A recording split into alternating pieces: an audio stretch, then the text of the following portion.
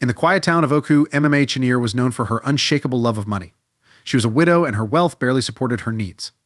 Despite owning a small provision shop in the market, Mma Chinyere always complained about her limited means, harboring a fierce longing for luxury. Her mind constantly wandered to thoughts of riches that could make her life easier.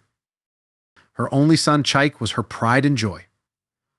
When he married Adanna, a gentle woman from a neighboring village, Mma Chinyere felt a spark of hope. She viewed Adanna as a new opportunity to boost her status, but not in the way anyone could imagine. Mma Chinyere began to consult with the village oracle, where she discovered an ancient money ritual involving a family member. At first, Mma Chinyere recoiled in fear, but her greed grew stronger. The oracle had told her that if she sacrificed a woman in her household, her financial status would blossom beyond her wildest dreams. Her mind immediately landed on her innocent daughter-in-law, Adanna. Days turned into weeks as Mma Chinyere plotted in secret. She hid her intentions under layers of false affection, even showering Adanna with small gifts, all while convincing herself it was necessary for her greater purpose. Little did she know that this path would lead her down a spiral of darkness she could not escape. Adanna, oblivious to her mother-in-law's plans, welcomed Mma Chinyere's warm gestures, happy to be part of a seemingly loving family. But Mma Chinyere's plans were already in motion. One evening, she returned to the oracle to finalize her preparations, sealing a fate that would unleash tragedy in ways she couldn't foresee. Weeks after visiting the oracle, Mma Chinyere began to orchestrate her scheme. She invited Adanna to a small gathering, a celebration of the family's new beginnings, she claimed. Adanna, eager to connect with her mother-in-law, gladly agreed, not suspecting any danger. Mma Chinyere worked swiftly, following every instruction given to her by the oracle. She collected strange ingredients, a lock of Adanna's hair, a piece of her clothing, and other items she had been instructed to use. These things were to be burned in an elaborate ceremony, one that Mma Chinyere believed would soon transform her life. As night fell, Mma Chinyere brought Adanna into the secluded part of their compound, where she had set up the ritual space. A small fire crackled at the center, casting eerie shadows on the walls. Adanna glanced around, a sense of unease creeping over her, but she reassured herself that it was all part of a traditional family bonding exercise. Mma Chinyere began to chant incantations as Adanna stood beside her, growing more uneasy with every passing second. The words were foreign to her ears, filled with a sinister tone she couldn't ignore. When Mma Chinyere finally turned to her, Adanna's discomfort was evident. "Trust me, my daughter," Mma Chinyere whispered, her voice dripping with a chilling calm. "This is for the good of our family." Adanna forced a smile, but the unease lingered. Little did she know the ritual she was part of was designed to slowly siphon her life force, strengthening Mma Chinyere's wealth and prosperity with each passing day. Unaware of the danger she was in, Adanna continued with the ritual, her heart pounding, oblivious to the dark energy that had started to creep into her life. In the days following the ritual, strange occurrences began to unfold around Adanna. She grew weak, her once vibrant energy diminishing as shadows seemed to haunt her every move. She started waking up with bruises on her arms and legs, with no recollection of how they got there. Her health, which had been stable, now faltered, and she could hardly perform even simple tasks. Chike grew concerned, but Mma Chinyere was quick to dismiss his worries, attributing Adanna's weakness to stress and adjusting to married life. Meanwhile, Mma Chinyere's fortune seemed to improve almost miraculously.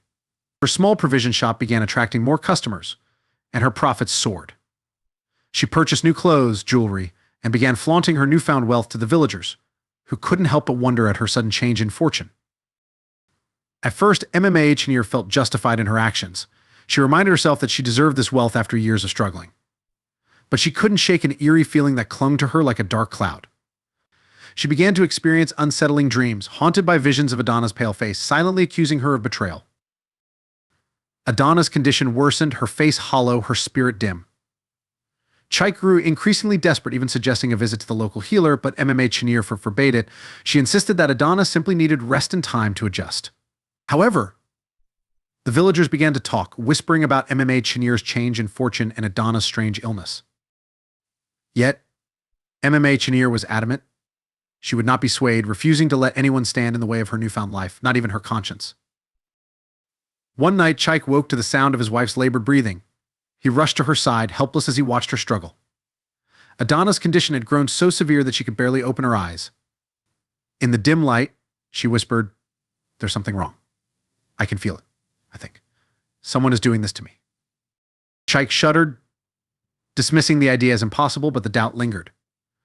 Driven by desperation, he confided in a close friend, Adanna, who was known for his knowledge of local rituals.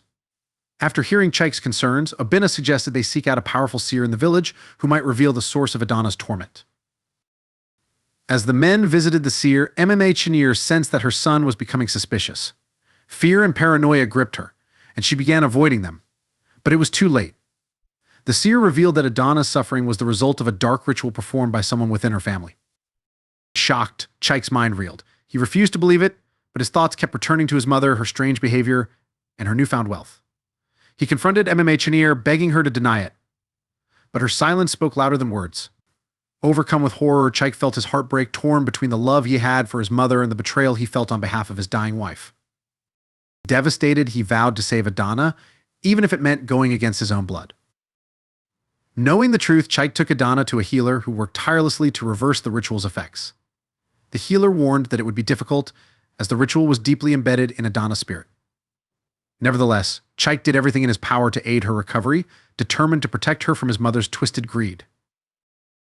As Adanna slowly began to regain her strength, Mma Chinyere's fortune reversed. Her wealth dissipated, her shop lost customers, and her health deteriorated rapidly. Desperate, she returned to the oracle, demanding to know why the ritual's benefits were slipping away. But the oracle only shook her head, warning Mma Chinyere that her betrayal would cost her dearly. "You have meddled with forces beyond your control," the oracle said. "The curse will consume you now, taking back everything you gave."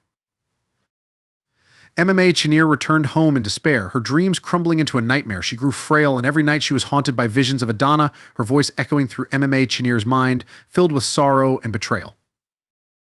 Meanwhile, Adanna's strength returned, and her bond with Chike grew stronger as they healed from the scars left by Mma Chinyere's actions.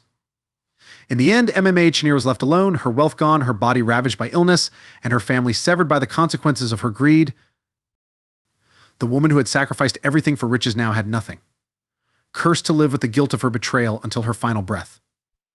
There are a lot of lessons to be learned from this story. I would love to hear your opinion in comment section. Thank you for watching, and please don't forget to like, share, and press the red button to subscribe to my channel. Bye.